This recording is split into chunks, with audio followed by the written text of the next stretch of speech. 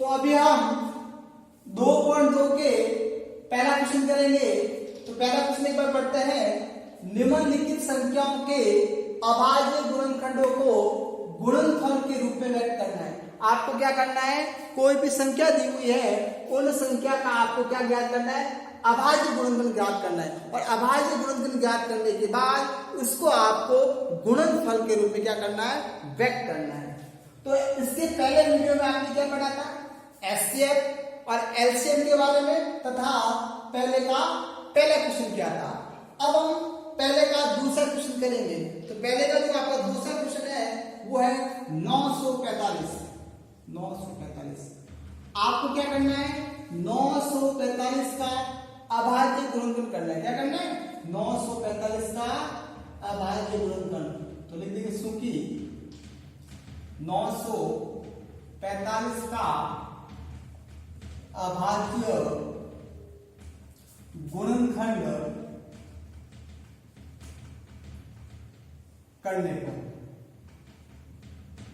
करने पर 945 का अभाज्य गुणनखंड करने पर देख लेते हैं, बहुत सिंपल है।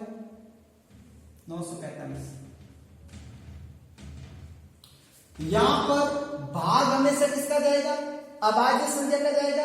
अभाज्य संख्या सबसे पहले 2 का, अगर 2 का भाग नहीं जा रहा है तो किसका जाएगा, 3 का।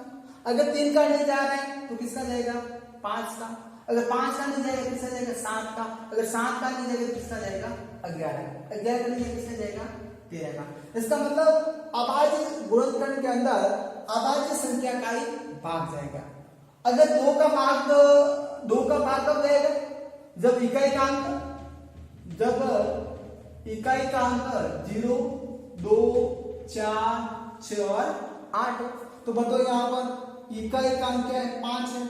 क्या है, 0, 2 से 8 से 8 है, नहीं 5 है। इसका मतलब 2 का पूरा भाग इसके अंदर नहीं जाएगा। फिर 3 की ट्राई करते। 3 के लिए क्या करेंगे, अंकों का योग करेंगे। क्या करेंगे, अंकों का योग। अगर अंकों का योग 3 से विभाजित है इसका मतलब 3 का पूरा भाग जाएगा। करते हैं अंकों का योग। 9 + 4 + 5 कितना हो गया, 9 और 4 13, और 13 और 5 18। 18 का अंदर 3 का पूरा भाग जाता है 6 बार। इसका मतलब 100% 945 के अंदर 3 का पूरा भाग जाएगा। कितनी बार जाएगा देख लो, 3 3 9, 3 एकम 3, 5 3 15। कितनी बार जाएगा, 315 बार। कितनी बार जाएगा, 315 बार। वापिस देखें, 2 का भाग में जाएगा। 3 की ट्राई करते, अंकों का योग करो। 3 + 1 + 5, 5 और 1 6, 6 और 3 9। 9 के अंदर 3 का पूरा भाग जाता है। इसका मतलब 100% 315 के अंदर 3 का पूरा भाग जाएगा। कितनी बार जाएगा, 3 एकम 3, 3 एकम 3, फिर 0 और 5 3 15। कितनी बार, 105 बार। कितनी बार, 105 बार। वापिस देखिए, 2 का ले जाएगा। फिर 5 और 1 6, 6 में 3 का पूरा भाग जाता है।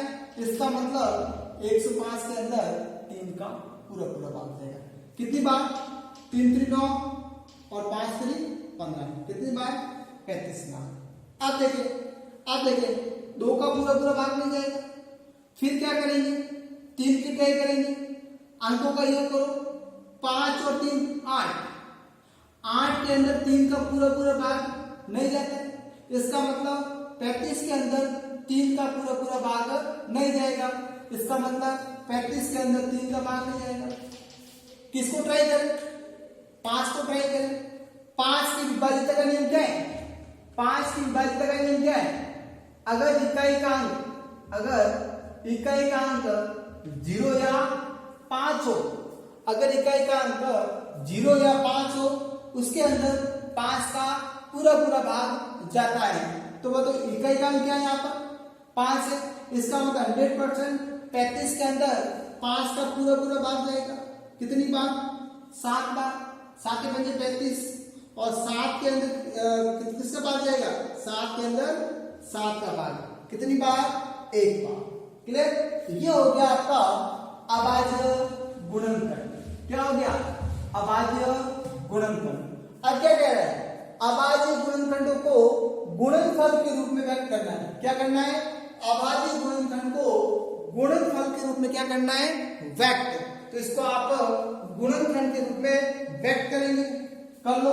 देखिए सूखी 945 बराबर 3 into 3 into 3 3 into 3 into 3 into 5 into 7 5 into 7 5 into 7 3 कितनी बार है? 3 बार है। 3 की क्या? 3 इंटू 5 इंटू 7। ये हो गया आपका आंसर। अभाज्य जो गुणनखंड है वो किसके रूप में? वो आपका गुणनफल के रूप में। किसके रूप में? गुणनफल के रूप में। ये हो गया आपका पहले का दूसरा। तो पहले का तीसरा आप कर लेना। कर लोगे पहले का तीसरा? पक्का? पहले का चौथा भी आप कर लेना। अब मैं करूंगा पहले का पांचवा। कौन सी क्वेश्चन करूंगा? पहले का पांचवा। तो देखिए पहले का पांचवा क्वेश्चन बहुत सिंपल है। पहले का पांचवा देखिए एक बार। पहले का पांचवा देखना बहुत सिंपल है। 20,570 20,570 क्वेश्चन क्या है? वो इससे सबसे पहले आपको अभाज्य गुणनखंड ज्ञात करना है और अभाज्य गुणनखंड ज्ञात करने के बाद आप क्या करोगे? अभाज्य गुणनखंड को गुणनफल के रूप में क्या करना है? व्यक्त करना है। गुणनखंड के रूप में आपको क्या करना है? लिखना है। तो बहुत सिंपल देखिए हम सबसे पहले सूखी 20,570 का अभाज्य गुणनखंड करने पर अभाज्य गुणनखंड करने पर आप क्या करोगे? 20,570 का अभाज्य गुणनखंड करोगे। बहुत सिंपल है। बना दो फॉर्मेट। अभाज्य गुणनखंड 6 क्लास से पढ़ते आ रहे हो, मेरे हिसाब से कोई प्रॉब्लम नहीं होनी चाहिए। अगर फिर भी अगर आपको प्रॉब्लम है तो बता सकते हो आप मुझे। क्लियर? देखो वही मेथड 2 3 5 7 और 11। तो बताओ इसके अंदर 2 का पूरा पूरा भाग जाएगा? बताएं। बिल्कुल जाएगा। इकाई का 0 2 4 6 8। अगर इकाई का अंक 0 2 7 से 8 हो इसका मतलब उसके अंदर 2 का पूरा पूरा भाग जाएगा। इकाई का अंक क्या है? 0 है। 100% 2 का पूरा पूरा भाग जाएगा। कितनी बार जाएगा? देख लो बहुत सिंपल है।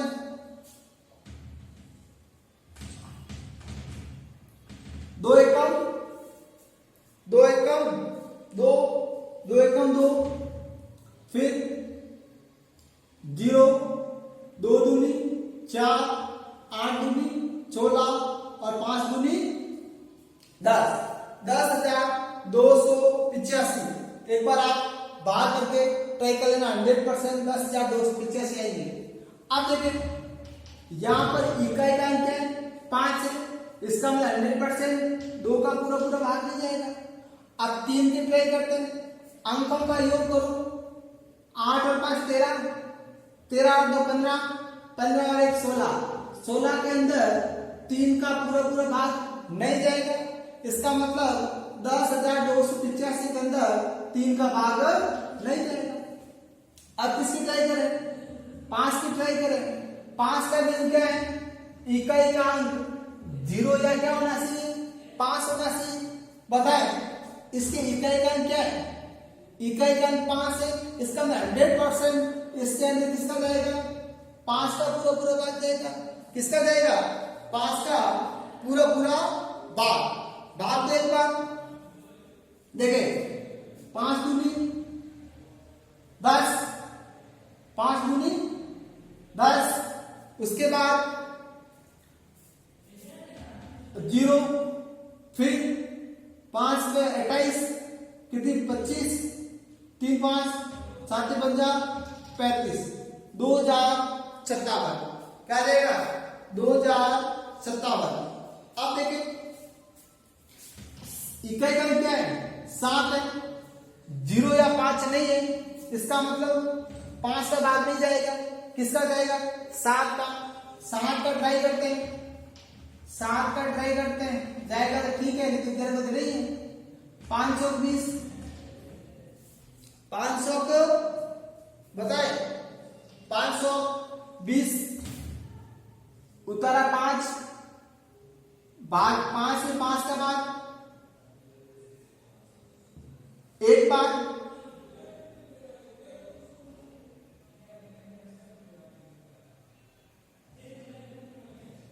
0 उतारा 7, 7 में 5 का भाग एक बार -2।